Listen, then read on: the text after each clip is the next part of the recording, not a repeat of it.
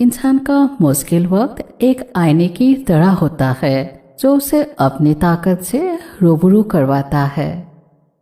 किसी दोस्त इंसान के व्यवहार के कारण आप अपने मन की शांति को खोने मत दीजिए, क्योंकि अगर आप सही हो तो आप सबसे बेस्ट हो। आप कभी भी किसी को फोर्स मत कीजिए कि वो आपको याद करे और आपको टाइम दे, बल्कि आप कुछ दिन खामोश रहकर देखिए तो आपको अपने आप ये पता चल जाएगा कि उसकी लाइफ में आपकी वैल्यू क्या है। एक मर्द औरत को छोड़ने में जल्दबाजी करता है और इसीलिए वो उम्र भर पछताता है, लेकिन एक औरत मर्द को आसानी से नहीं छोड़ती, लेकिन जब वो छोड़ देती है तो वो कभी भी नहीं पछताती। आप उस जगह पर बिल्कुल चुप रहिए जहां आपको कोई भी महत्व नहीं देता है। तकलीफ खुद ही कम हो जाती है जब अपनों से उम्मीद खत्म हो जाती है।